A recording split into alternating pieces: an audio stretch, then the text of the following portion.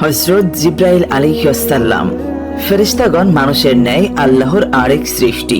তারা দিনরাত ক্লান্ত না হয়ে আল্লাহর পবিত্রতা ও মহিমা বর্ণনা করেন এবং আল্লাহর আবাধ্য হবার কোনো ক্ষমতা তাদের নেই। ফেরেশতারা নূর তথা আলোর তৈরি। তারা খাদ্য ও পানীয় গ্রহণ করেন না। তারা পবিত্র স্থানে অবস্থান করেন। তারা যে কোনো স্থানে গমনাগমন ও আকৃতি পরিবর্তনের ক্ষমতা রাখেন। চার ফেরেশতাগণের নামসমূহ: হযরত জিবরাইল আলাইহিস সালাম, হযরত ইসরাফিল আলাইহিস সালাম, হযরত মিকাইল আলাইহিস সালাম, হযরত আজরাইল আলাইহিস সালাম। হযরত জিবরাইল আলাইহিস সালামের পরিচিতি। ওহী নাজিল করার দায়িত্ব ছিল হযরত জিবরাইল আলাইহিস সালামের কাজ। হযরত জিবরাইল আলাইহিস সালামকে বলা হয় সকল ফেরেশতাগণের সর্দার। তিনার নাম 3 বার কোরআন শরীফে উল্লেখ করা হয়েছে। কোরআনে তাকে পবিত্র আত্মা বা রুহুল কুদুস বলা হয়েছে। আল্লাহর আদেশ নিষেধ এবং সংবাদ আদান প্রদান যেসব ফেরেশতার দায়িত্ব, জিবরাইল আলাইহিস সালাম তাদের প্রধান। বলা হয় জিবরাইল আলাইহিস সালামই আল্লাহর নবীদের বা বাণীবাহকদের কাছে ওহী পৌঁছে দিতেন। ইসলাম ধর্মানুসারে হযরত জিবরাইল আলাইহিস সালাম 4 জন প্রসিদ্ধ ও বিখ্যাত ফেরেশতাদের মধ্যে অন্যতম। হযরত জিবরাইল আলাইহিস সালামের কাজ ছিলেন নবী পয়গম্বরদের উপর ওহী ও 104 খানা আসমানি কিতাব নাজিল করা। অন্যান্য ফেরেশতাদের সর্দার বলা হয় হযরত জিবরাইল আলাইহিস সালামকে। হাদিস অনুযায়ী রাসূল সাল্লাল্লাহু আলাইহি ওয়াসাল্লাম বলেছেন, জিবরাইল আলাইহিস সালামের 2 কাঁধের দূরত্ব উড়ন্ত পাখির 500 বছরের রাস্তার সমান। অন্য এক হাদিসে রাসূলুল্লাহ সাল্লাল্লাহু আলাইহি ওয়াসাল্লাম বলেছেন, হযরত জিবরাইলের 600 ডানা আছে। কোন এক সময় হযরত রাসূল করিম সাল্লাল্লাহু আলাইহি ওয়াসাল্লাম হযরত জিবরাইল আলাইহিস সালামের নিকট জিজ্ঞাসা করিলেন, হে জিবরাইল, তোমার বয়স কত বছর হইয়াছে? হযরত জিবরাইল আলাইহিস সালাম উত্তর করিলেন, হে আল্লাহর রাসূল, আমি আমার বয়স সম্পর্কে কিছুই বলতে পারি না। তবে আমি আপনাকে আমার বয়স সম্পর্কে এতটুকু তথ্য জানাইতে পারি যে চতুর্থ আসমানে একটি উজ্জ্বল তারকা ছিল। উক্ত তারকাটি 70 বছর পর পর আসমানে একবার উদয় হইত। আমি উহাকে 72,000 বার উদয় হইতে দেখিয়াছি। তখন নবী করিম সাল্লাল্লাহু আলাইহি ওয়াসাল্লাম বললেন, হে জিবরাইল, তোমার প্রতিপালকের ইজ্জতের কসম, নিশ্চয়ই আমি ছিলাম সেই উজ্জ্বল নক্ষত্র বা তারকা। জিবরাইল আলাইহিস সালাম কোন নবীর কাছে কতবার এসেছেন? জিবরাইল আলাইহিস সালাম আদম আলাইহিস সালামের কাছে 12 বার এসেছেন। ইদ্রিস আলাইহিস সালামের কাছে 4 বার এসেছেন। নূহ আলাইহিস সালামের কাছে 50 বার এসেছেন। ইব্রাহিম আলাইহিস সালামের কাছে 42 বার এসেছেন। মূসা আলাইহিস সালামের কাছে 400 বার এসেছেন। ঈসা আলাইহিস সালামের কাছে 13 বার এসেছেন। ইয়াকুব আলাইহিস সালামের কাছে 4 বার এসেছেন। আইয়ুব আলাইহিস সালামের কাছে 30 বার এসেছেন।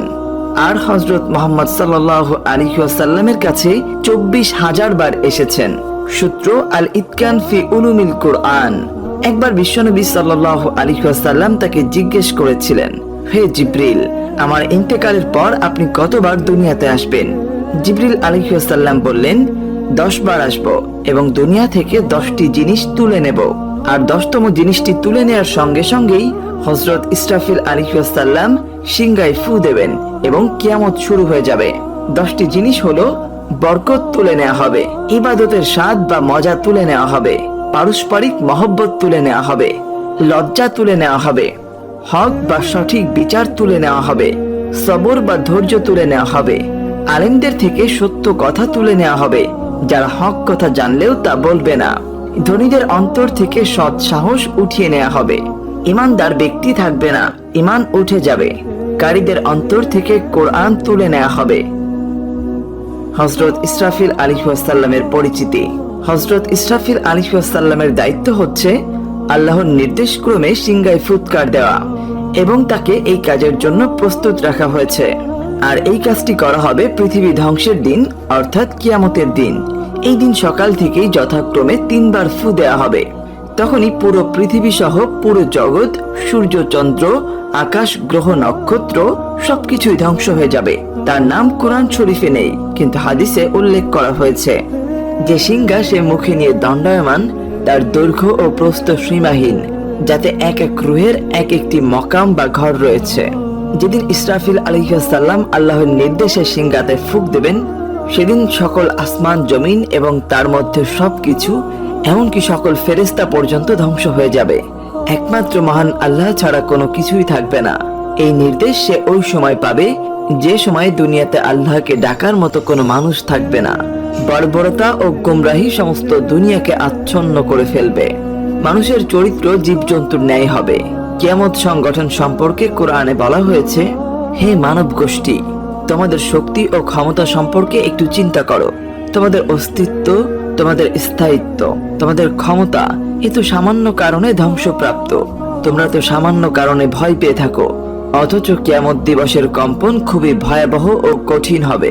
পাহাড় পর্বত যা কিছু আছে সবই কম্পনের ফলে ধোঁয়ার ন্যায় উড়ে যাবে। হে মানব সম্প্রদায়, ওই দিন তোমরা স্বচক্ষে দেখতে পাবে, সেদিন সকল জীবকে মৃত্যুর স্বাদ গ্রহণ করতে হবে। আমি পৃথিবীস্থ সবকিছুকে পৃথিবীর জন্য শোভা করেছি এবং তার উপর যা কিছু রয়েছে অবশ্যই তা আমি উদ্ভিদ শূন্য মাটিতে পরিণত করে দেব। সেদিন সূর্য ও চন্দ্রকে একত্রিত করা হবে, পাহাড় সমূহকে সমূলে উৎপাটন করে বিক্ষিপ্ত করে দেয়া হবে, পৃথিবীকে করা হবে মসৃণ সমতল ভূমি, তাতে তোমরা কোনো মোড় ও টিলা দেখতে পাবে না। যখন সিংহায় ফুৎকার দেয়া হবে, একটি মাত্র ফুৎকার, সেদিন কিয়ামত সংগঠিত হবে।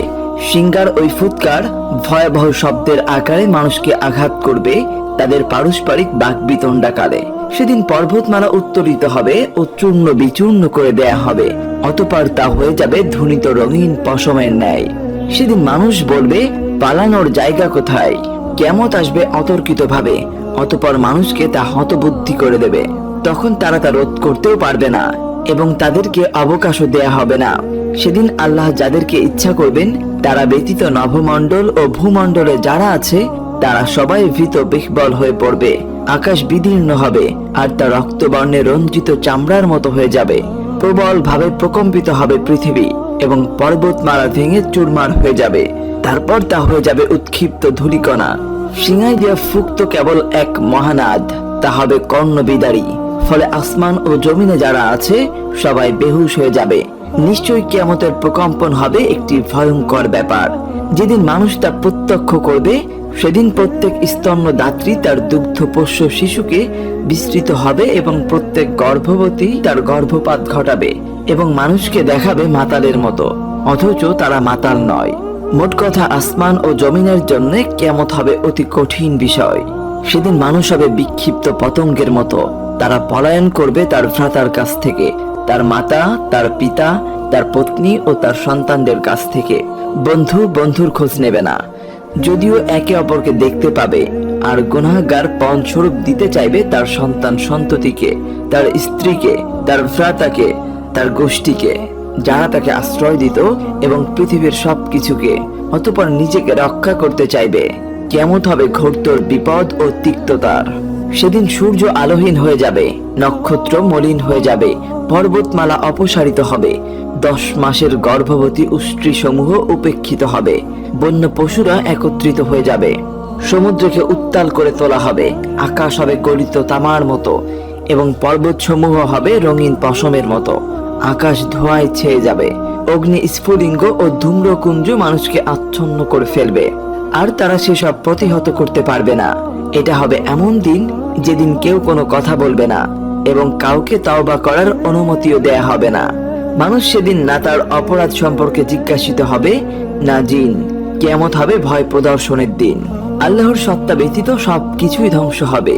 কারো কি জানা আছে সিংহার এই আওয়াজ কতক্ষণ স্থায়ী হবে? এই আওয়াজ প্রথম যেদিন প্রাতকালে আরম্ভ হবে, সেদিন থেকে সবকিছু একে একে ধ্বংস হবার পর পূর্ণ 6 মাস পর্যন্ত স্থায়ী হবে। আর এই সময়কালে আকাশকে গুটিয়ে নেওয়া হবে, যেমন গোটানো হয় লিখিত কাগজপত্র। অতঃপর যেভাবে আমি প্রথমবার সৃষ্টি করেছিলাম সেভাবে পুনরায় সৃষ্টি করব, আমার ওয়াদা নিশ্চিত। অতঃপর মহান আল্লাহ তাআলা সর্বপ্রথম ইসরাফিল আলাইহিস সালামকে সৃষ্টি করবেন। তারপর তিনি তাকে দ্বিতীয়বার সিংহায় ফুঁক দেবার জন্য আদেশ করবেন। এই উভয়বার সিংহায় ফুঁকবার মাঝখানে 40 বছর ব্যবধান হবে। এই 40 বছর অবিরাম বৃষ্টিপাত হতে থাকবে। এই সময়ের মধ্যেই প্রতিটি মৃত মানুষ ও জীবজন্তু দেহের অংশ একত্রিত হয়ে পূর্ণ কাঠামো তৈরি হবে। ইসরাফিল আলাইহিস সালাম দ্বিতীয়বার সিংহায় ফুঁক দিলে ওই সকল দেহে আত্মা এসে যাবে। সকল মাখলুকাতই পুনরুজ্জীবন লাভ করবে। ভূগর্ভ থেকে মানুষ মাথার ধুলো মাটিতে ঝাড়তে ঝাড়তে উঠে দাঁড়াবে এবং মহান আল্লাহ তাআলার প্রশংসা করতে করতে সম্মুখ পানে ছুটে যাবে। হযরত মিকাইল আলাইহিসসালামের পরিচিতি। হযরত মিকাইল আলাইহিসসালাম ফেরেশতার কাজ হচ্ছে তিনি আল্লাহর নির্দেশ অনুযায়ী বৃষ্টি বর্ষণ করান, উদ্ভিদ উৎপাদন প্রভৃতি কাজে নিয়োজিত। কোরআনে এই ফেরেশতার নাম উল্লেখ করা হয়েছে। হযরত আজরাইল আলাইহিসসালামের পরিচিতি। প্রাণীকুলের জান কবজের কাজে নিয়োজিত ফেরেশতা হলো মালাকুল মাউত, হযরত আজরাইল আলাইহিসসালাম। কোরআনে মালাক আল মাউত নামে অভিহিত করা হয়েছে হযরত আজরাইল আলাইহিসসালামকে।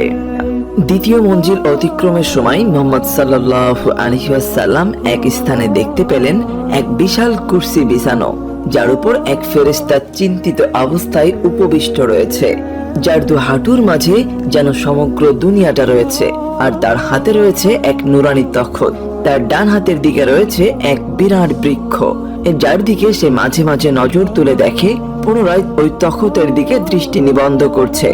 সঙ্গী ফেরেশতা বলল, ইনি আজরাইল। আজরাইলের হাতের সংখ্যা সকল রূহের গণনা অনুযায়ী। আল্লাহ তাআলা তার সম্পর্কে জানিয়েছেন, হে নবী, তুমি লোকদের বলে দাও যে মালাকুল মউতকে তোমাদের প্রাণ সংহারের জন্য নিযুক্ত করা হয়েছে। সেই তোমাদের রূহ কবজ করে থাকে, তারপর তোমাদের প্রভুর সম্মুখে ফিরে যেতে হবে। মুহাম্মদ সাল্লাল্লাহু আলাইহি ওয়াসাল্লাম আজরাইলের সাথে সালাম বিনিময় শেষে প্রশ্ন করলেন, হে আজরাইল, তোমাকে চিন্তিত দেখাচ্ছে কেন? সে বলল, হে রাসূলুল্লাহ সাল্লাল্লাহু আলাইহি ওয়াসাল্লাম, মহান আল্লাহ তাআলা আমাকে তার মাখলুকাতের রূহ সমূহ কবজের কাজে নিয়োজিত করেছেন, আর আমি আমার দায়িত্ব পালনে কসুর করছি কিনা ভেবেই আমি সদা চিন্তিত। তিনি পুনরায় প্রশ্ন করলেন, তুমি কি এই স্থানে বসে রূহ কবজ করে থাকো না যথাস্থানে গিয়ে? সে বলল, আমি আমার সহকর্মীদের দ্বারা রূহ সমূহ কবজ করে থাকি। তারা রূহকে টেনে কণ্ঠনালী পর্যন্ত নিয়ে আসে, তারপর আমি এখান থেকে হাত বাড়িয়ে তা গ্রহণ করে থাকি। এই কথা শুনে মুহাম্মদ সাল্লাল্লাহু আলাইহি ওয়াসাল্লাম তাকে অনুরোধ করলেন, হে আজরাইল, আমার উম্মতদের উপর যেন রহম করা হয়। সে বলল, তোমার ঈমানদার উম্মতদের রূহ এমন ভাবে কবজ করা হবে যেমনি ভাবে দুগ্ধপোষ্য শিশু তার মায়ের কোলে দুধ পানরত অবস্থায় ঘুমিয়ে পড়ে। হে রাসূলুল্লাহ, এই নুরানি তখতটি যা তুমি আমার হাতে দেখতে পাচ্ছ, এতে সমস্ত মাখলুকাতের নাম তাদের পিতার নাম সহ লেখা রয়েছে, যা আমি মনোযোগ সহকারে দেখছি। আর এই বৃক্ষটি যা আমার সম্মুখে দেখতে পাচ্ছ, তাতে রয়েছে সমস্ত মাখলুকাতের গণানুসারে পাতাসমূহ, আর প্রতিটি পাতায় লেখা রয়েছে প্রতিটি জানদারের নাম তাদের পিতার নাম সহ। যখন কোনো প্রাণধারী রিজিক শেষ হয়ে যায়, এই বৃক্ষের ওই পাতা হলুদ বর্ণের ধারণ করে, আর অল্পক্ষণেই পাতাটি শুকিয়ে ঝরে পড়ে, আর আমি তখন এই তখত থেকে তার নামটি মুছে ফেলি। যখন কোনো ফরেজগার ব্যক্তির অন্তিম সময় ঘনিয়ে আসে, তখন আমি আমার অধীনস্থ ফেরেশতাকে তার কাছে পাঠিয়ে দিই।